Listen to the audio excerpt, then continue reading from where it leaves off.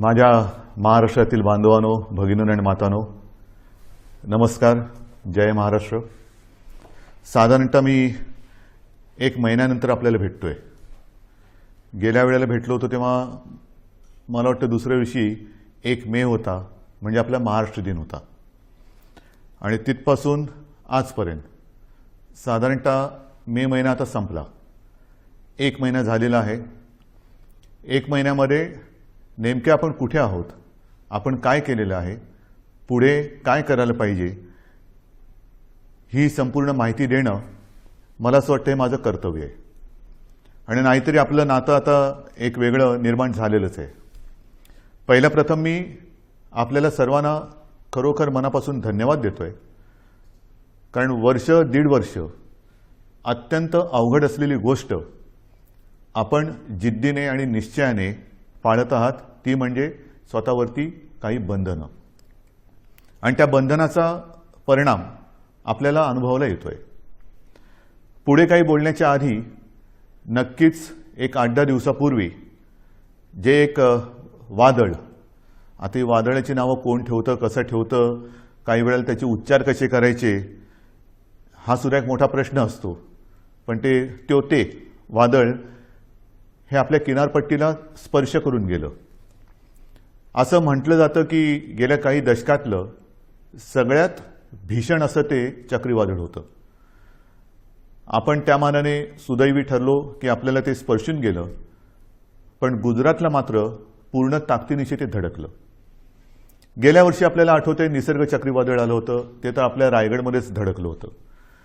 ही आता एक नवीन दुष्टचक्र किंबहुना दुष्ट चक्रीवादळं अशी दरवर्षी आढळायला लागलेली आहेत. किंवा कुठे आढळतील, काय काय विध्वंस करतील, सांगता येत नाही. आणि तो करत असताना मग आपली एक नाही म्हटलं तरी तारंबळ उडते. एक तर करोनाचं संकट, त्याच्यामध्ये हे वादळ, फार पंचायत असते. त्या संपूर्ण किनारपट्टीतल्या काही धोकादायक वस्त्या असतात त्यातील लोकांना हलवणं, बरं ते हलवताना कोविडचे नियम पाळणं, या सगळ्या फार गोष्टी विचित्र असतात. आणि त्याही परिस्थितीमध्ये आपल्या प्रशासनाने फार चांगलं काम केलेलं आहे. जनतेनेही चांगलं सहकार्य केलं आणि म्हणून आपण थोडक्यात निभावलो असं मी म्हणतो. आता प्रश्न येतो की हे वादळ आपल्याला स्पर्शून जरी गेलं तरी त्यांनी द्यायचा तो फटका दिलेलाच आहे. मी रत्नागिरी सिंधुदुर्गला जाऊन आलो. हो, मी धावता दौरा केला, कारण मी तिथे गेल्यानंतर एकतर हे वादळ येण्याच्या आधीपासून साधारणतः मिनिटाला माहिती तर मी घेतच होतो. वादळ धडकल्यानंतर सुद्धा ते किती प्रमाणात कुठे काय काय धडकलं, म्हणजे त्याचा जोर जेव्हा आपल्याकडे स्पर्शून जाताना होता, वाऱ्याचा वेग किती आहे, काय किती आहे, हे सगळं मी पूर्ण लक्ष ठेवून होतोच. आणि मग तिथे जाऊन बघितल्यानंतर नुकसान किती झाले ह्याची कल्पना आली. घरावरती झाडं पडलेली आहेत, म्हणजे पडली होती. त्याच्यानंतर काही ठिकाणी वीज पुरवठा खंडित झाला होता. मग आता नुकसान भरपाईची एक गरज असते. ती नुकसान भरपाईची सुद्धा आपण घोषणा केलेली आहे. आणि घोषणा नुसती नाही तर प्रत्यक्ष द्यायला आता ती सुरुवात सुद्धा होणार आहे. महत्त्वाचा मुद्दा असतो याच्यामध्ये तो निकषांचा. मधल्या काळामध्ये माननीय पंतप्रधानांसमवेत जी एक बैठक झाली होती, त्या बैठकीत मी सांगितलं होतं की अशा या आपत्त्या येतात, आपत्ती मागून आपत्ती कधीतरी येते, पण कधी अशी आपत्ती आली, हे चक्रीवादळ आलं, मग पूर येतो, अतिवृष्टी होते, दुष्काळ असतो, तेव्हा केंद्राचे काही निकष आहेत, ज्याला NDRF आणि SDRFच्या निकषाप्रमाणे मदत हे एक परिमाण मानलं जातं. मी त्याही वेळेला विनंती केली होती आणि आता पुन्हा करतोय की ते जे परिमाण आहे, निकष आहेत, ते आता बदलायला पाहिजेत. कारण आता ते थोडे अपुरे पडायला लागलेले आहेत. आता ते निकष काही जरी असले तरी आपण मात्र याही वेळेला कोकणवासियांना आणि जे कोणी त्याच्यामध्ये, म्हणजे अगदी पालघरपासून जिथे जिथे हे नुकसान ज्यांचं झालेलं आहे, त्यांना गेल्या वेळेला वादळात जे निकष लावले ते निसर्ग वादळाचे निकष, त्याच्याप्रमाणेच आपण मदत जाहीर केलेली आहे आणि तशीच ती मदत त्यांना आपण देऊ. हा झाला मुद्दा संकट आल्यानंतर करण्याच्या मदतीचा. पण आता ही संकट जर का वारंवार येणार असतील आणि असं दिसतंय, मग त्याला बदलतं हवामान म्हणा किंवा अन्य काही गोष्टी म्हणा, तर ही वादळ जर का आपल्याकडे दरवर्षी आपल्याला त्रास देणार असतीलच आणि तशी ती देत आहेत म्हटल्यानंतर काही ठिकाणी मात्र ह्या किनारपट्टीवरती कायमस्वरूपी काही उपाययोजना करण्याची गरज आहे. मग ही कायमस्वरूपी उपाययोजनामध्ये काय काय येतं, तर धूप प्रतिबंधक बंधारे आहेत की जेणेकरून लाटा आदळणार नाहीत. मग त्या परिसरामध्ये वीज पुरवठा खंडित होतो, कारण विजेचे खांबच्या खांब उन्मळून पडतात, झाडं उन्मळून पडतात, तरी तारांवरती झाडं पडतात आणि मग तारांबळ उडते आपली. तर अशा वेळेला भूमिगत तारा म्हणजे ज्या वीज वाहक तारा असतात, वायरी असतात, त्या भूमिगत करणं, त्याला आता प्राधान्य देतो आहोत. नंतर भूकंपरोधक घरं काही ठिकाणी करावी लागतील. नंतर आपल्याला ह्या ज्या काही वस्त्या अचानक काही ठिकाणी हलवाव्या लागतात, ही बांधकामं सुद्धा कधी चांगली असतील कधी नसतील, तर पक्के निवारे हे बांधण्याची गरज आहे. पक्के निवारे, कारण काही होऊ शकतं. अशा वेळेला ह्या ज्या काही कायमस्वरूपी सोयी सुविधा आपल्याला करायच्या आहेत त्याच्याबद्दल आपण सुरुवात तर केलेली आहे, पण त्याही बाबतीत केंद्र सरकारशी आपण बोलतो आहोत आणि मला खात्री आहे की केंद्र सरकार लवकरच आपल्याला या बाबतीत नक्की मदत करेल. ही झाली गोष्ट ह्या चक्रीवादळाची, तोतेच ना त्या वादळाची. मग आपला जो मुद्दा आहे तो साहजिकच आहे. 1-1.5 वर्ष जी लढाई चालली ती कोरोना. या कोरोनाच्या लढाईमध्ये आपण आत्तापर्यंत काय काय केलेलं आहे हे पहिल्यांदा आपल्याला सांगतो. आपण ज्या काही घोषणा केल्या होत्या की कोणाला काय काय देणार, तर साधारणतः आपण कुठे आहोत, काय दिलेलं आत्तापर्यंत, तर अन्न सुरक्षा योजनेमध्ये जवळपास 2,74,000 मेट्रिक टन धान्याचे मोफत वितरण आपण केलेलं आहे. शिवभोजन थाळीमध्ये सुद्धा 54-55 लाख थाळ्या यांचं मोफत वितरण आत्तापर्यंत आपण केलेलं आहे. संजय गांधी निराधार, श्रावणबाळ, वृद्धापकाळ वेतन, विधवा निवृत्ती वेतन, दिव्यांग निवृत्ती यामध्ये जवळपास 850 कोटी कोटी रुपये लाभार्थ्यांच्या बँक खात्यामध्ये थेट जमा झालेले आहेत. 850 कोटी रुपये लाभार्थ्यांच्या खात्यात जमा झालेले आहेत. त्याच्यानंतर नोंदणीकृत बांधकाम कामगारांसाठी साधारणतः हे कामगार 10 लाखाच्या आसपास आहेत. त्यांना आपण 154 कोटी 95 लाख रुपयांचा निधी थेट त्यांच्या बँक खात्यात आपण जमा केलेला आहे.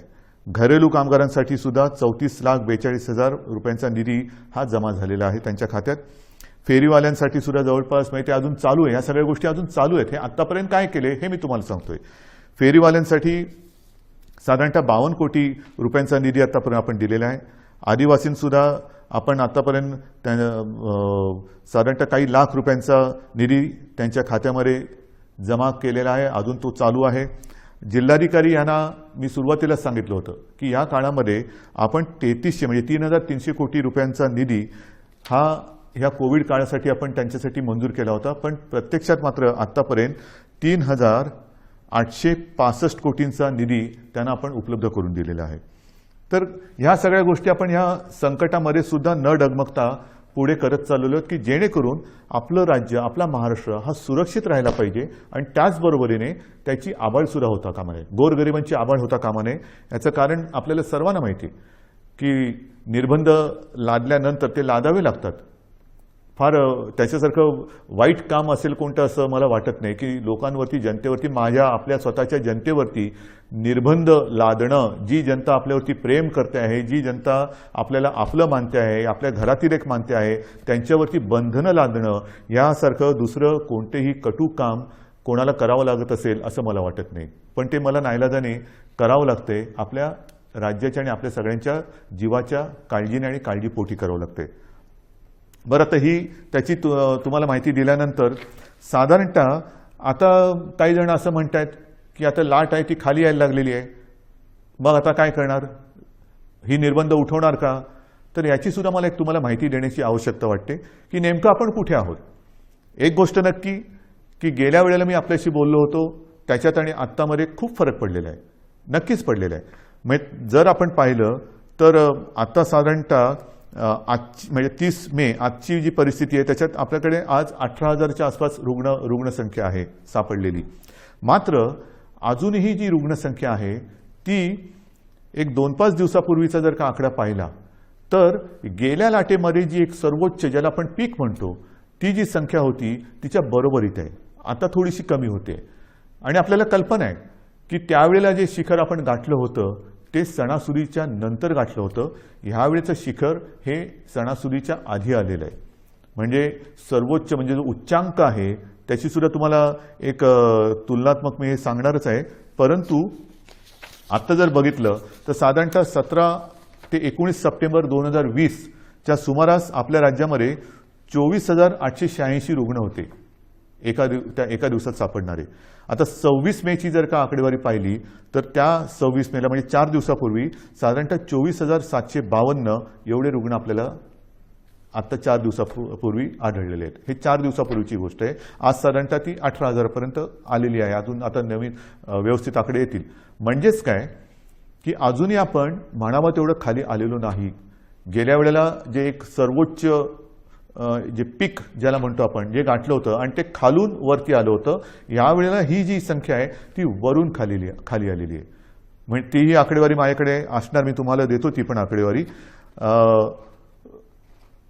एक गोष्ट दिलासादायक नक्कीच आहे. बरं, त्याच्या आधी सक्रिय रुग्ण सुद्धा सांगतो. सक्रिय रुग्ण त्या काळामध्ये साधारणतः 3,01,752 होते. 26 मेला आपल्याकडे सक्रिय रुग्ण 3,15,042 आहेत. म्हणजे बरोबरीमध्ये आता आपण आलेलो गेल्या वेळेच्या उच्चांकावरती. एक मात्र मी जे सांगतो तुम्हाला दिलासादायक गोष्ट ती नक्कीच आहे की रुग्ण बरं होण्याचं जे प्रमाण आहे ते त्यावेळेला 78% होतं, यावेळेला या दिवसांमध्ये 92% आहे. म्हणजे ही नक्कीच दिलासा देणारी ही गोष्ट आहे. मृत्यूदर सुद्धा गेल्या वेळेला साधारणतः 2.65% होता, यावेळेला 1.62%. म्हणजे ही एक थोडीशी चांगली वाईट जी काय गोष्ट आहे ती तुम्हाला मी आपल्या समोर मांडलेली आहे. एक गोष्ट लक्षात ठेवा, पुन्हा एकदा सांगतो की रुग्णसंख्या जरी कमी होत चाललेली असली तरी देखील गेल्या वेळेला सर्वोच्च जी रुग्णसंख्या होती तिच्या बरोबरीत आता आपण आलेलो आहोत. त्यावेळेनंतर आपण काही काळ अजूनही तेव्हा कडक लॉकडाऊन केला होता, हा ठेवलेला होता. आता आपण निर्बंध लावतो आहोत, कडक लॉकडाऊन आपण केलेला नाही. पण हे मी तुम्हाला सांगत असताना जशी ही रुग्णसंख्या काही ठिकाणी किंवा बऱ्याच ठिकाणी कमी होत चाललेली असली तरी देखील महाराष्ट्रामध्ये मात्र काही जिल्हे असे आहेत की त्या जिल्ह्यांमध्ये काही कारणं असतील, निर्बंध थोडेसे शिथिल असतील, थोडंसं एक मोकळीक लोक जास्त घेत असतील, काही जिल्ह्यात रुग्णसंख्या हलकीशी वाढताना दिसते आणि ती मला थोडीशी काळजीची गोष्ट वाटते. कारण शहरी भागामध्ये हे प्रमाण कमी होताना दिसतंय, ग्रामीण भागामध्ये हे प्रमाण हलकं वाढताना दिसतंय. हे प्रमाण आता आपल्याला ताबडतोब थांबवावं लागेल. याचं कारण असं की आपण जो एक अनुमान आहे आपल्याकडे की तिसरी लाट येऊ शकते, मग तिसरी लाट कोणात येणार, कोणावर, लहान मुलांमध्ये येणार का, आणखीन कुठे येणार का, तर तिसरी लाट ही अशी काय तारीख सांगून येणार नाहीये. किती दिवसांनी येणार हे सुद्धा अनुमान आपल्याकडे नाही. हे संपूर्णपणे आपल्या वागणुकीवरती अवलंबून असणार आहे. व्हायरस तर आजही आहे. एक मुळामध्ये महत्त्वाचा फरक आणखीन लक्षात घेण्यासारखा आहे की गेल्या वेळेला जी लाट आली होती त्या लाटेतला व्हायरस आणि ह्या लाटेतला व्हायरस ह्याच्यामध्ये एक फरक पडलेला आहे. आपल्याला सर्वांना कल्पना आहे की आपल्याकडे म्युटेशन झालेलं आहे, म्हणजे त्या विषाणूंनी आणखीन एक अवतार घेतलेला आहे. आणि आता हा नवीन अवतारधारी विषाणू जो आहे त्यांनी अन्य काही देशांसमोर प्रश्नचिन्ह उभं केलेलं आहे की हिंदुस्थानातून आलेली लोक हे व्हायरस तर घेऊन येत नाहीत ना. कारण हा जो व्हायरस आहे तो फार वेगाने पसरतो, झपाट्याने ग्रासून टाकतोय. म्हणजे संसर्ग किंबहुना संसर्गित करण्याचा जो वेग आहे तो गेल्या विषाणूपेक्षा प्रचंड आहे, काही पटींमध्ये आहे. तो पटकन पसरतोय, वेगाने पसरतोय, झपाट्याने पसरतोय. आणि एकदा का ग्रासलं तर आणखीन एक गोष्ट थोडीशी या काळामध्ये लक्षात आलेली ती म्हणजे झपाट्याने तो ग्रासून टाकतोय, मात्र बरं व्हायला किंवा रुग्णाला बरं व्हायला उशीर लागतोय. ऑक्सिजनची आवश्यकता ही यावेळेला नक्कीच वाढली, कारण संख्या वाढली होती. जशी ऑक्सिजनची आवश्यकता वाढली त्याचप्रमाणे ऑक्सिजनची आवश्यकता नुसतीच वाढली नाही तर ऑक्सिजनची आवश्यकता काही काळ म्हणजे दीर्घकाळ लागली. एखाद्या रुग्णाला ऑक्सिजनची आवश्यकता लागलीच तर काही जण सुदैवी आहेत ते पटकन त्यातनं निघाले बाहेर, पण काही जण हे ज्याला आपण लॉंग कोविड म्हणतो ते रुग्ण ह्यावेळेच्या लाटेमध्ये थोडे प्रमाणात गेल्या वेळेपेक्षा जास्त आढळतात. तर ही एक नाही म्हटलं तरी तुम्हाला मी वस्तुस्थिती सांगितली की गेल्या वेळेची लाट आणि ह्या वेळेची लाट. आता तिसरी लाट त्याच्याबद्दल मी तुम्हाला नंतर सांगणारच आहे. पण ह्या निमित्ताने आता मध्ये हा जो काही उतार आलेला आहे त्या उतारामध्ये आपल्याला गेल्या वेळेला असं वाटलं होतं की किती वाढले, हां ठीक आहे दिवसाला 24,000 सापडले होते ना, त्याच्यापेक्षा पण कितीतरी आपण बेड्स वाढवलेले आहेत. त्या बेडची पण संख्या माझ्याकडे आहे, मी तीही तुम्हाला तेव्हा सांगितली होती की साधारणतः आता टेस्ट करणाऱ्या ज्या प्रयोगशाळा आहेत ह्या अगदी सुरुवातीला 2-1 होत्या, याही तुम्हाला माहिती आहेत. आता सुमारे 600च्या आसपास आपण प्रयोगशाळा संपूर्ण राज्यात, मग RT-PCR आहेत, रॅट आहेत, आणखीनही काही किट नवीन नवीन बाजारात येत आहेत. ही सगळी केंद्र किंवा प्रयोगशाळा पण चालू केलेल्या आहेत. ICU बेड्स वाढवलेले आहेत, ऑक्सिजन बेड्स वाढवलेले आहेत. साधारणतः गेल्या वेळेला 3,60,000 होते ते आता 4-4.5 लाखापर्यंत एकूण बेड्स गेलेले आहेत. हे जरी सगळं करत असलो तरी एका गोष्टीची आपल्याला फार आवश्यकता आहे आणि ती जेव्हा आता यावेळेला जाणवली ती म्हणजे ऑक्सिजन. मला अजूनही ते दिवस आठवले का घाम फुटतो. ऑक्सिजन आता काही तासापुरताच राहिलेला आहे. ऑक्सिजन केवळ आज रात्रीपुरताच राहिलेला आहे.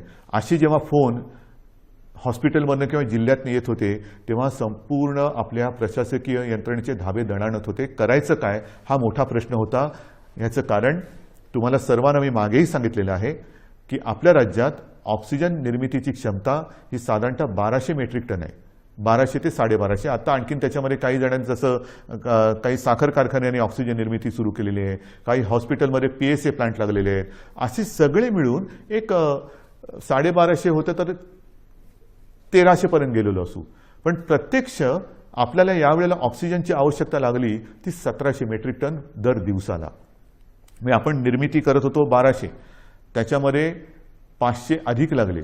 बरं, या 1200 मध्ये आपण उद्योगाचा ऑक्सिजन, ज्या उद्योगाला ऑक्सिजनची आवश्यकता लागते तो ऑक्सिजन पूर्ण बंद करून संपूर्ण ऑक्सिजन आरोग्यासाठी आणि या रुग्णांसाठी वापरला.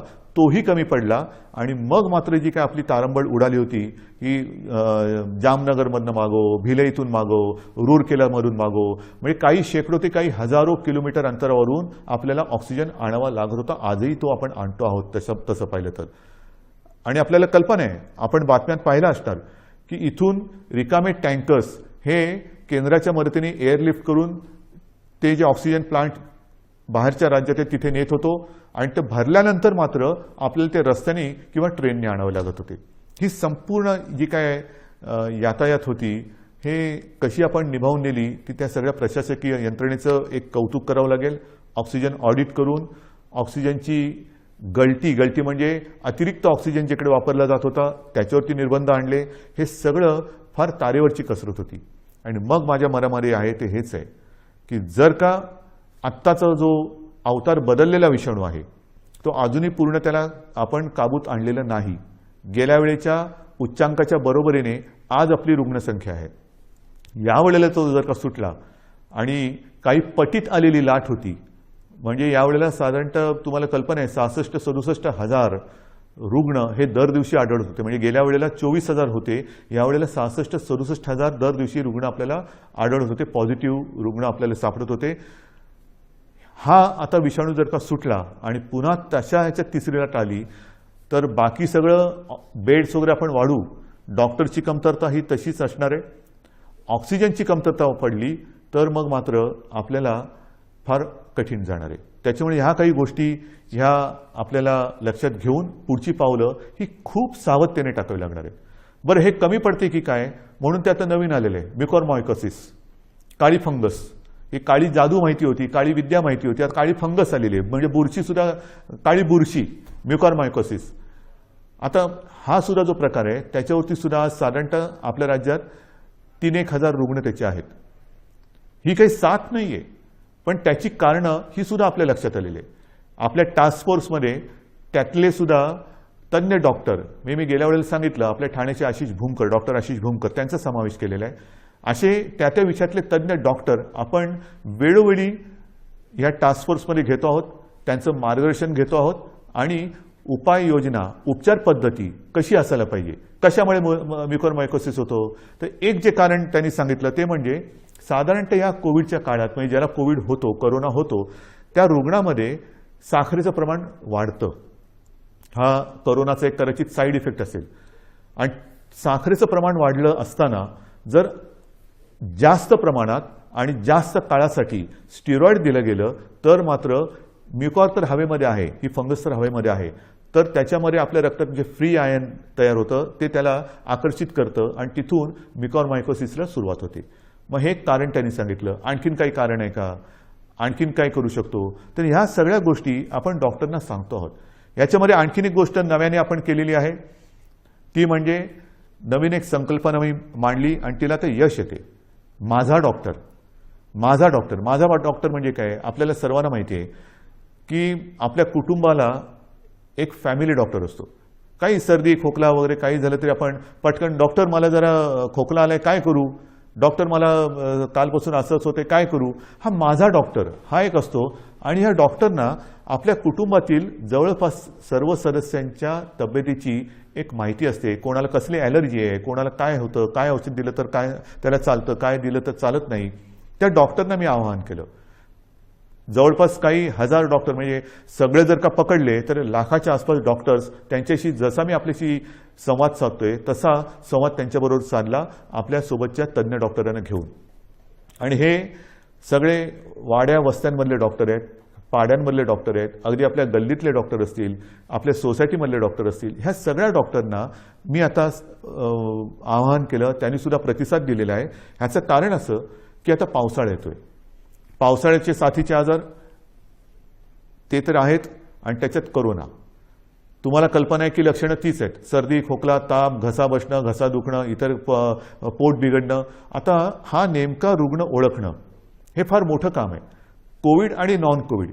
पहिल्यांदा आपण कोणाकडे जातो, माझ्या डॉक्टरकडे, आपला डॉक्टर. आणि ह्या डॉक्टरची भूमिका आहे फार मोलाची आहे. कारण दोन गोष्टी आपल्याला आढळल्या की काही म्हणजे 70-75% कोविडग्रस्तांना कोणतीही लक्षणं नसतात. चांगली गोष्ट आहे. आणि तरी देखील कोविड पॉझिटिव्ह आहे म्हणून घाबरून अशी लोक हॉस्पिटलमध्ये जातात. मग आपण असं म्हणतो की अरे यांना खरंच काही गरज नाही आहे. काही वेळेला तर कसल्या औषधाची गरज नसते. काही लोक असेच बरे होतात. पण ती लोक, असे रुग्ण हॉस्पिटलमध्ये बेड्स घेऊन बसतात आणि ज्यांना गरज असते त्यांना बेड्स मिळत नाहीत. मग आपण त्यांना विनंती करतो की ताई, दादा, कोणी असतील, काका, तुम्हाला हॉस्पिटलमध्ये राहण्याची गरज नाही हो. तुम्ही घरच्या घरी जर शक्य असेल तर विलगीकरणात राहा की जेणेकरून तुमच्या कुटुंबियांना कोरोनाचा त्रास होणार नाही. पण जर का नसेल तर मग आपलं सरकारी जी काही क्वारंटाईनची सोय केलेली आहे त्याच्यामध्ये राहा. मात्र हॉस्पिटलमध्ये तुम्हाला राहण्याची गरज नाही. मग हे एका बाजूला असताना दुसऱ्या बाजूला आपण काही वेळेला म्हणतो की अरे मृत्यूदराचं काय, मृत्यूदर कसा कमी करायचा. मग त्याचं कारण असं येतं की रुग्ण उशिरा हॉस्पिटलमध्ये आला, घरच्या घरी त्याने अंगावर काढलं, दुर्लक्ष केलं, आला तो सिरियस झाला होता, त्याला पण वाचू शकलो नाही. आणि मग तिथे ही महत्त्वाची भूमिका ही ह्या कुटुंबाच्या डॉक्टरनी करायचं आहे, माझ्या डॉक्टरनी, की हे नेमकं ओळखायचं कसं. त्याला औषधं देताना कोणती औषधं द्यायची, कोणाला कोणती औषधं देण्याची गरज आहे, अनावश्यक अनाठई आणि औषधांचा अतिरेक टाळा, हे सर्व तज्ज्ञ डॉक्टरांचं म्हणणं आहे. कारण नसताना औषधं देऊ नका, आवश्यकतेनुसारच औषधं द्या. स्टिरॉइड कोणाला द्यायचं, किती प्रमाणात द्यायचं हे नीट ठरवून द्या. आणि घरी किंवा आपल्या विलगीकरण कक्षामध्ये सरकारच्या किंवा महापालिकांच्या एखादा रुग्ण जर का उपचार घेत असेल तर त्याला नेमकी कोणती लक्षणं आहेत की ते लक्षण दिसल्याबरोबर त्याला हॉस्पिटलमध्ये आणलं पाहिजे की जेणेकरून त्याला हॉस्पिटलमध्ये यायला उशीर होणार नाही आणि त्याचा जीव आपण वाचू शकू. तर ह्या महत्त्वाच्या गोष्टी या फॅमिली डॉक्टरनी करायच्या आहेत. एकतर कोविड नॉन कोविड ओळखणं हे फार महत्त्वाचं आहे. ते ओळखल्यानंतर कोविड रुग्ण असेल, त्याच्या घरामध्ये विलगीकरणाची सोय नसेल तर त्याला सांगितलं पाहिजे की तू कोविडग्रस्त आहेस, तू या इकडे राहा. आणि मग त्याला औषधं देण्याची जबाबदारी आणि ही लक्षणं ओळखण्याची एक जबाबदारी ही या डॉक्टरने करायची. आणि मला खात्री आहे की ज्या पद्धतीने या सर्व डॉक्टरांनी प्रतिसाद दिलेला आहे तो प्रतिसाद पाहिल्यानंतर कोविडचं युद्ध आपण नक्कीच जिंकू शकतो, नक्कीच जिंकू शकतो. आता तिसरी लाट ही जी काही येणार म्हणतो आहोत, काही जणांचं म्हणणं असं आहे की जर का वयाप्रमाणे म्हटलं तर पहिली लाट ही ज्येष्ठ नागरिकांमध्ये आली, दुसरी लाट ही युवा ते मध्यम वयीन नागरिकांमध्ये आली, तर वयोमानाप्रमाणे म्हटलं तर कदाचित तिसरी लाट ही बालकांमध्ये येऊ शकेल. आणि मग काय करायचं. काही जणांचं म्हणणं आहे की तसं बालकांमध्ये येण्याचं कारण नाही, पण आली तरी घाबरण्याचं कारण नाही, कारण बालकांमध्ये मुळामध्येच रोगप्रतिकारक शक्ती ही आपल्यापेक्षा जास्त असते. मात्र एक गोष्ट लक्षात घ्या की लहान मुलांमध्ये साथ ही येणार नाही, येऊ नये, येणारच नाही ही माझी प्रार्थना आहे. पण ती आलीच तर ती आपल्याच माध्यमातून येणार आहे. जशी आपण एक काळजी घेत होतो की आपल्यामुळे आपल्या घरातील ज्येष्ठांना ह्याचा संसर्ग होऊ नये, तशीच काळजी आता आपण घ्यायला पाहिजे की आपल्यामुळे आपल्या घरातील लहान मुलांना ह्याचा संसर्ग होता कामा नये. तर ही जर का काळजी आपण घेतली तर मला असं वाटतं आपण आपल्या बालकांना आणि आपल्या घराला सुरक्षित ठेवू शकतो. पण तरी देखील ही शक्यता लक्षात घेऊन महाराष्ट्रातल्या तज्ज्ञ बालरोग तज्ज्ञांचा सुद्धा मी टास्क फोर्स म्हणजे कृती दल तयार केलेले आहे. डॉक्टर सुहास प्रभू हे त्यांच्या अध्यक्षतेखाली ही मी कृती समिती किंवा कृती दल तयार केलेलं आहे. त्यांच्याबरोबर सुद्धा माझ्या चर्चा सुरू आहेत. महाराष्ट्रातील सगळ्या बालरोग तज्ज्ञांची सुद्धा एक बैठक घेऊन झालेली आहे. त्यात सुद्धा काही हजार बालरोग तज्ज्ञ हे सामील झालेले आहेत.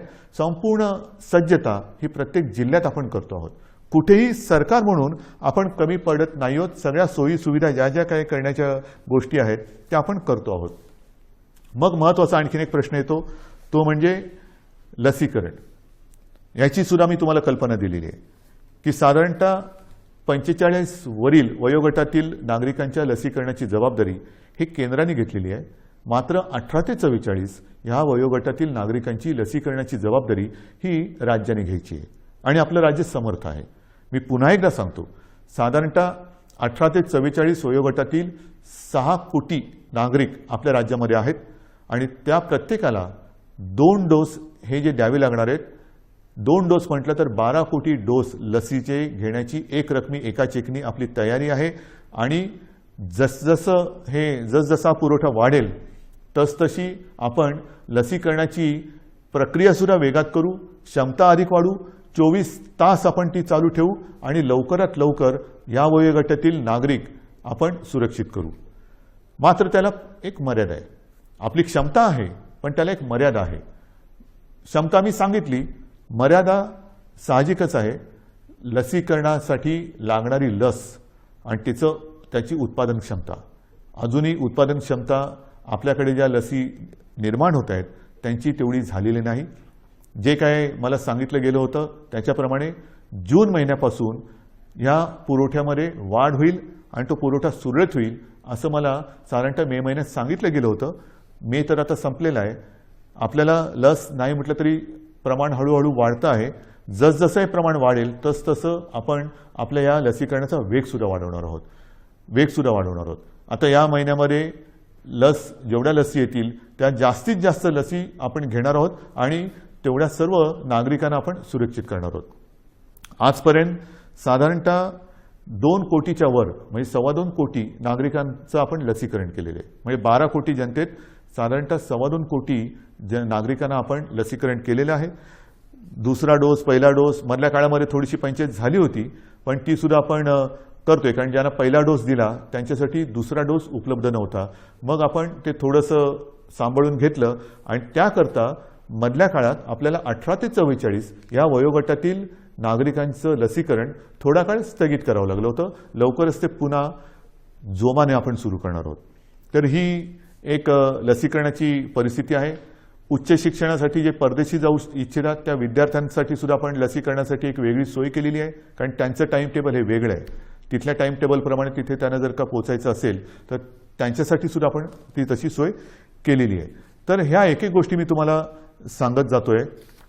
आता नेमकं असं आहे की ह्या सगळ्या गोष्टी चालू असताना मर्यादित विषय येतो तो आपला शिक्षणाचा, कारण शिक्षण हा सुद्धा एक महत्त्वाचा घटक आहे. याही बाबतीत आपल्याला कल्पना आहे की 10वीच्या परीक्षांच्या बाबतीत आपण निर्णय घेतलेला आहे की यावर्षी 10वीच्या परीक्षा न घेता त्याच्यासाठी सुद्धा आपण एक मूल्यांकन करून 10वीच्या विद्यार्थ्यांना आपण त्याप्रमाणे पास करणार आहोत. 10वीचा तर निर्णय घेतला, 12वीचा काय करणार? कारण 12वीचा सुद्धा निर्णय घ्यावा लागेल. तर 12वीच्या बाबतीत सुद्धा आपण एक आढावा घेतो आहोत. त्याच्या बाबतीत सुद्धा एक पद्धत काय ठरवता येईल ती सुद्धा आपण ठरवून लवकरात लवकर हाही निर्णय आपण घेणार आहोत. पण मला एक गोष्ट अशी वाटते की जशी 12वीची परीक्षा आहे की ज्या 12वीच्या परीक्षेवरती पुढचं शिक्षण अवलंबून असतं, मग नीटची परीक्षा असेल, इंजिनिअरिंगची असेल, आणखीन कसली असेल, इतर राज्यात जाऊन शिकण्याची वेळ येते. तर त्याकरता थोडं एक केंद्राने सुद्धा धोरण ठरवायला पाहिजे. ही परिस्थिती संपूर्ण देश नव्हे जग ग्रासून टाकणारी ही परिस्थिती आहे. 100 वर्षापूर्वी अशी परिस्थिती आली होती आणि त्याच्यानंतर ही परिस्थिती जिला आपण तोंड देत आहोत. तर ज्या परीक्षांचं महत्त्व इतर पुढच्या आयुष्यावरती परिणाम करणारं आहे, भवितव्य त्याच्यावरती अवलंबून आहे.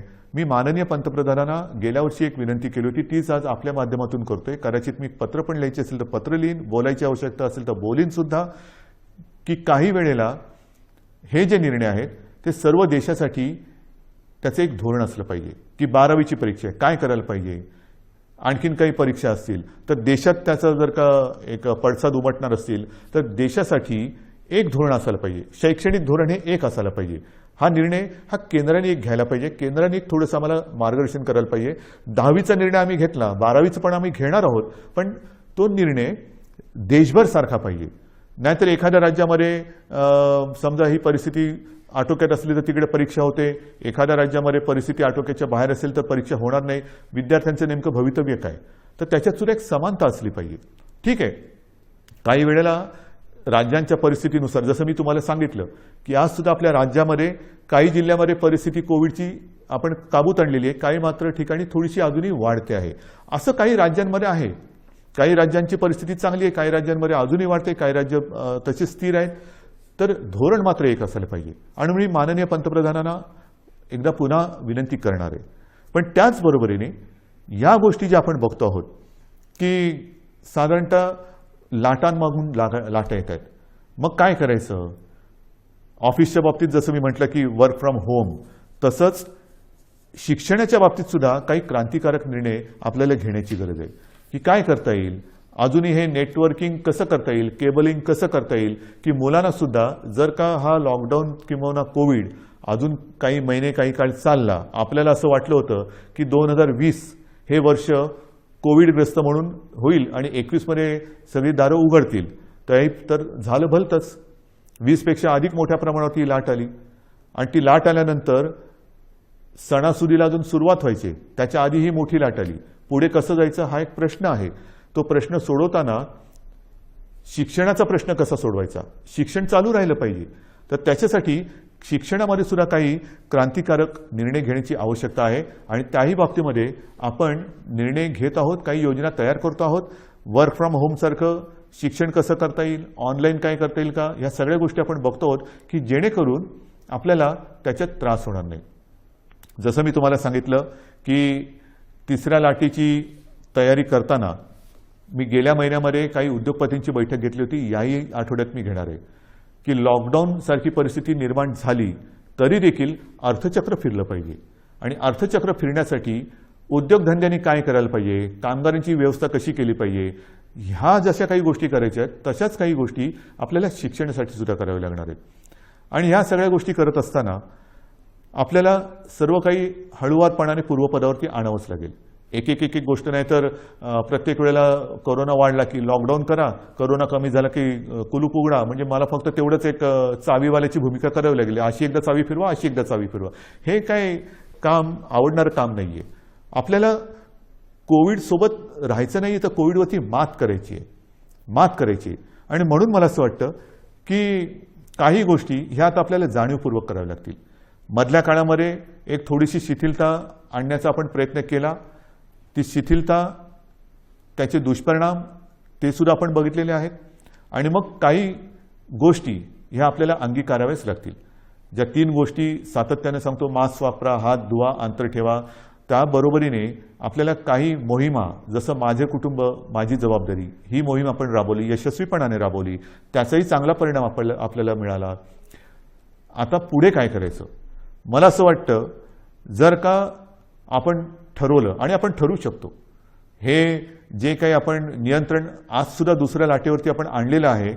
आज सर्वत्र देशात आणि परदेशात सुद्धा महाराष्ट्राचं कौतुक होते, महाराष्ट्र सरकारचं कौतुक होते. पण हे कौतुक केवळ सरकारचं नाही तर आपलं आहे, मायबाप जनतेचं आहे. सरकार काय करणार, सरकार नियम लावेल, सरकार बंधनं टाकेल, पण जनतेने जर का सहकार्य नाही केलं तर कोणतेही सरकार यशस्वी होऊ शकत नाही. तर आत्ताचं हे नियंत्रण आहे, आत्ताचं जे काही नाही म्हटलं तरी आपण, मी यश अजून म्हणत नाही पण नियंत्रणच म्हणू, हे संपूर्णपणे आपलं श्रेय आहे, माझ्या माता भगिनींचं आणि बांधवांचं श्रेय आहे. आपण सहकार्य केलं नसतं तर कोविडचा लढा आज दुसऱ्या वेळेला आपण काबूत आणू शकलो नसतो. अजून तो संपलेला नाही, पण मला खात्री आहे तुम्ही जिद्दी आहात, तुम्ही लढवय्ये आहात. तुम्ही एकदा जर का मनात आणलं तर ते तुम्ही करू शकता. आणि म्हणून मी तुम्हाला एक गोष्ट आणखीन सांगणार आहे की जसं माझे कुटुंब माझी जबाबदारी आपण एक मोहीम राबवली, मी जबाबदारी मोहीम राबवली, तसं जर का प्रत्येकाने ठरवलं, कारण मी आपल्याला बोललोच की आता शहरी भाग आणि ग्रामीण भागामध्ये ही लाट वाढते आहे. थोडी लाट म्हणजे थोडीशी रुग्णवाढ होते. शहरांमध्ये आता नाही म्हटलं तरी बऱ्यापैकी नियंत्रणात आहे. पण शहरं काय आणि गाव काय, प्रत्येकाने जर का ठरवलं की मी माझं गाव कोरोनामुक्त करीन, कोरोनामुक्त गाव आपण नाही करू शकत. कोरोनामुक्त गाव जर प्रत्येक नागरिकाने जर ठरवलं की माझं घर मी कोरोनामुक्त ठेवीन, माझं घर कोरोनामुक्त, सगळ्यांनी ठरवलं माझं घर कोरोनामुक्त, तर ती वस्ती कोरोनामुक्त झाली. सर्व वस्त्यांनी जर ठरवलं की आपण कोरोनामुक्त राहायचं, गाव कोरोनामुक्त झालं. गावाने सर्व ठरवलं तालुका कोरोनामुक्त होणार, जिल्हा कोरोनामुक्त होणार, सर्व राज्य कोरोनामुक्त होईल. आणि होऊ शकतं, झालेलं आहे. माझ्यासमोर आता 3 नावं आहेत. एक तर आपल्याला सर्वांना कल्पना आहे, आपले पोपटराव पवार, हिवरे बाजार, त्यांनी त्यांचं गाव कोरोनामुक्त केलेलं आहे. त्याचबरोबरीने 2 तरुण मुलं आहेत, मला कौतुक आहे त्यांचं, नवीन सरपंच आहेत. एक आहे ऋतुराज देशमुख, सरपंच घाटणे, तालुका मोहोळ, आणि दुसरी आहे कोमलताई करपे, ह्या सुद्धा आंत्रोळी तालुका दक्षिण सोलापूरच्या. ह्या तिघांनी म्हणजे पोपटराव पवार यांनी तर केलंच, पण ह्या दोघांनी 2 तरुण मुलं आहेत, ह्या दोघांनी आपापलं गाव कोरोनामुक्त केलंय.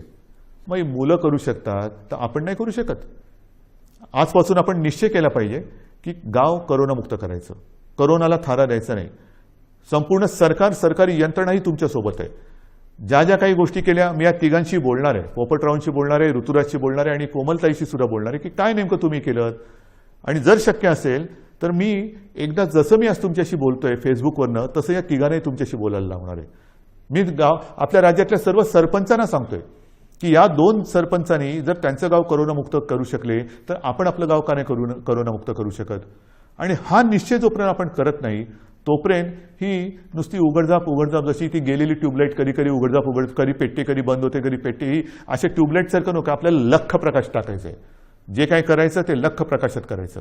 तर आपल्याला कोरोनामुक्त गाव ही मोहीम आजपासून आता राबवायची. माझं घर कोरोनामुक्त पाहिजे, माझी वस्ती कोरोनामुक्त पाहिजे, माझं गाव कोरोनामुक्त पाहिजे, जिल्हा कोरोनामुक्त पाहिजे, आणि सर्व जिल्हे कोरोनामुक्त झालं तर माझा महाराष्ट्र कोरोनामुक्त होणार आहे. आणि मग महाराष्ट्राचं उदाहरण इतर राज्यांनी घेतलं तर देश कोरोनामुक्त होणार आहे. सुरुवात कोणीतरी करायला पाहिजे, ती सुरुवात महाराष्ट्राने करायला पाहिजे. कारण दरवेळेला आपण म्हणतो की महाराष्ट्र हा देशाला दिशा दाखवतो. ही दिशा आता दाखवण्याची वेळ आलेली आहे. गाव आपल्याला कोरोनामुक्त हे करावंच लागेल. आणि हे मला खात्री आहे की आपण केल्याशिवाय राहणार नाही. आज मी आपल्याशी बोलताना पावसाळा तोंडावर आहे, कृषीचा हंगाम सुरू होतोय.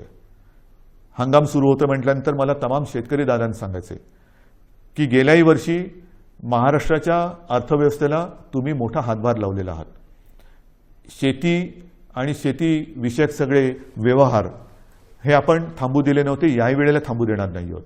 मग तुमचे बियाण्यांची दुकानं असतील, खतापाण्याची दुकानं असतील, इतर अवजारांची दुकानं असतील, ती सुद्धा आपण, इतर काही दुकानं आपल्याला बंद ठेवावी लागली तरी ही दुकानं आपण बंद ठेवणार नाही आहोत. मात्र त्याला थोडंसं एक वेळेचं बंधन ठेवावं लागणार आहे. पण हे करताना कृपा करून गर्दी होऊ देऊ नका. एकतर स्वतः तोंडाला मास्क लावा. या हंगामामध्ये मग नांगरणी असेल, पेरणी असेल, अमुक असेल, तमुक असेल, मग उद्या कापणी होईल, अमुक होईल, मग शेतमजूर इकडे तिकडे यायला जायला लागतील. पण ही सगळी जी वर्दळ आहे ती वर्दळ करताना कोरोना विषयक ज्या काही नियमावली आहेत त्या कृपा करून पाळा. कारण आपण केवळ राज्याचेच नव्हे तर देशाचे अन्नदाते आहेत. आणि अन्नदात्याचं जर का आरोग्य बिघडलं तर देशाचं आरोग्य बिघडलं. आपण अन्नदाते आहात, आपण सुरक्षित राहा. आपल्याला संपूर्ण सहकार्य सरकार करत आहे, सरकार करेल. आपल्या कृषीविषयक ज्या काही गोष्टी असतील त्याच्यावरती कोणतीही बंधनं आपण टाकत नाही आहोत. ते सगळे व्यवहार, सगळ्या गोष्टी ह्या व्यवस्थित चालू राहतील. फक्त एकच अट आहे, कृपा करून ही बंधनं पाळा आणि गर्दी होऊ देऊ नका. शेवटी मी एकच सांगेन की ही दुसरी लाट ही अपेक्षेपेक्षा फार मोठी होती. या दुसऱ्या लाटेमध्ये अनेक जणांनी आपले आप्तस्वकीय गमावलेले आहेत, कुटुंबीय गमावलेले आहेत, अगदी मित्र परिवारातले काही मित्र गमावलेले आहेत. यामध्ये काही बालकं ही अनाथ झालेली आहेत, काही पालकांनी आपली बालकं गमावलेली आहेत. फार विचित्र आहे, ही साथ फार विचित्र आहे. आणि ही साथ एवढी वाईट आहे की हा म्हणता ओळखी पाळखीची माणसं ही आपल्याला सोडून गेलेली आहेत. यापुढे मात्र असं होऊ देता कामा नये. जी बालकं दुर्दैवाने अनाथ झालेली आहेत त्या बालकांसाठी केंद्र सरकारने एक योजना जाहीर केलेली आहेच, पण तरी देखील आपलं राज्य सरकार सुद्धा एक योजना करते. कोणत्याही परिस्थितीत दुर्दैवाने ह्या बालकांचे पालक जरी त्यांनी गमावलेले असतील तरी त्यांचं पालकत्व हे सरकार घेईल. त्यांची आयुष्यातील वाटचाल ही मात्र आम्ही पोरकी होऊ देणार नाही, अनाथ होऊ देणार नाही. ह्या अनाथ बालकांना जिथे जिथे शक्य असेल तिथे तिथे सर्व पावलोपावली परोपदी सरकार समर्थपणाने त्यांना साथ देईल. शिक्षण असेल, इतर काही असेल, राहण्याची गोष्ट असेल, काही असेल, ही योजना आम्ही आता तयार करतो आहोत आणि ती योजनासुद्धा आपण लवकरच जाहीर करून त्याची अंमलबजावणी करू. बांधवांनो, भगिनींनो आणि मातांनो, दुसऱ्या लाटेवरती आपण नियंत्रण आणतो आहोत. मात्र हे नियंत्रण आणत असताना काही जण कदाचित कुरबुर करतील, कारण अजून नाईलाजाने आपल्याला हे निर्बंध पुढचे 15 दिवस वाढवावे लागत आहेत. हे वाढवल्यानंतर म्हणजे 15 जूनपर्यंत हे वाढवावे लागतच आहेत. नुसते निर्बंध वाढवत नाही आहोत, तर आता आपण जिल्ह्यानुसार आढावा घेऊन काही जिल्ह्यात हे निर्बंध कदाचित कडक करावे लागतील, काही जिल्ह्यात कदाचित हे निर्बंध थोडेफार आपण शिथिल करू शकू. पण या शिथिलतेचा अर्थ सर्व काही संकट गेले असं समजू नका.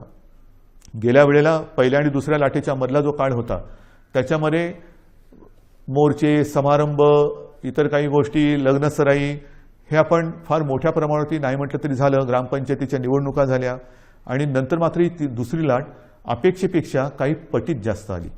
आता हळूहळू काही लोक तयार सुरू होतील की हे उघडा ते उघडा, अमुक नाही केलं तर आम्ही रस्त्यावरती उतरू, मग आम्ही करोना बिरोना काय बघणार नाही, हे उघडलं नाही तर आम्ही तसं करू. त्यांना मी सांगतोय, कृपा करून तुम्ही ह्या गोष्टी अशा करू नका. मला पूर्णपणे माहिती आहे की हे संकट फार विचित्र आहे, पण नुसतं हे संकट आता कमी झाले म्हणून घाईगर्दीने रस्त्यावरती उतरू नका. कारण जर का रस्त्यावरती उतरणार असाल तर मी म्हणेन कोरोना योद्धे म्हणून उतरा, कोरोना दूत म्हणून उतरू नका.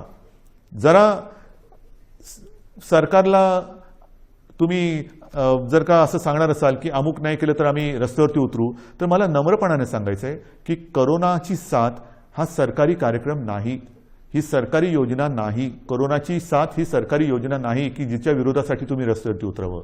तर तो जर का आपला गैरसमज असेल तर तो कृपा करून आपल्या मनातून काढून टाका. तो जर का आपला संभ्रम असेल तर मनातून काढून टाका. दुर्दैवाने आपल्या आजूबाजूला बघा, ज्या घरामध्ये काही बालकं अनाथ झालेत, काही पालकांची मुलं गेलेली आहेत, हे निर्बंध तर आपण उठवणार आहोतच, पण निर्बंध उठवल्यानंतर सुद्धा घरातील कर्ता गमावलेला आहे त्या कुटुंबाकडे सुद्धा आपल्याला लक्ष द्यावं लागणार आहे. तर हे रस्त्यावरती उतरणं म्हणजेच तिसऱ्या लाटेला आमंत्रण देणं आहे. तर त्या तिसऱ्या लाटेचे आमंत्रक आपण होऊ नका, तिसऱ्या लाटेचे निमंत्रक आपण होऊ नका. कारण माझ्यासमोर संपूर्ण महाराष्ट्रातल्या जनतेच्या जीवनाचा प्रश्न आहे, आयुष्याचा प्रश्न आहे. मी पुन्हा एकदा सांगतो, हे निर्बंध लादणं यासारखं कटू काम दुसरं कोणतं असूच शकत नाही. पण मात्र हे आपल्या आरोग्य व्यवस्थेचं प्रमाण बघून आपल्याला या गोष्टी कराव्या लागतात. अजूनही ऑक्सिजनची व्यवस्था आपण वाढवतोय. मिशन ऑक्सिजन हा एक कार्यक्रम घेतलाय, जरूर घेतलाय. काही ठिकाणी आपण प्लांट्स लावायला सुरुवात केलेली आहे, पण छोटे, मध्यम आणि मोठे असे प्लांट लावायला साधारणतः 3 महिने ते 18 महिन्यापर्यंत हा कालावधी लागू शकतो आहे. तो लक्षात घेता आपल्याला फार हळुवारपणाने एक एक गोष्टी या उघडत जाव्या लागणार आहेत. आणि म्हणून आजपर्यंत आपण जसं सहकार्य केलं तसंच सहकार्य साहजिकच आहे. हे आपल्यासाठी, आपल्या प्रियजनांसाठी, आपल्या मित्रपरिवारासाठी, आप्तसोक्यांसाठी हे मला अपेक्षित आहे. मी अधिक नुसतं निर्बंध लादायचे म्हणून लादणाऱ्यातला नाही, हे पुन्हा एकदा नम्रपणाने सांगतो. मात्र काही वेळेला हा बदललेला विषाणूचा अवतार बघून आपल्याला फार हळुवारपणाने निर्बंध उघडावे लागतील. विशेष म्हणजे तिसरी लाट जर का काही तज्ज्ञांच्या मते मुलांमध्ये येणार असेल तर पुन्हा हा काळ शाळा सुरू होण्याचा आहे. हाही एक विचार आपल्याला करावा लागणार आहे. या सगळ्या गोष्टीचा विचार करून तिसऱ्या लाटेचा प्रभाव किंबहुना तिसरी लाट येऊच नये त्याच्यासाठी प्रयत्न करणं गरजेचं आहे. आणि मला खात्री आहे, मी पुन्हा एकदा सांगतो की करोनामुक्त गाव ही योजना जर का आपण सफल केली तर तिसरी लाट आपण येऊच देणार नाही. कारण 2 वेळा आपण हे करून दाखवलेलं आहे. पहिली लाट सुद्धा आपण नियंत्रणात आणून दाखवली, दुसरी लाट सुद्धा आपणच नियंत्रणात आणून दाखवली.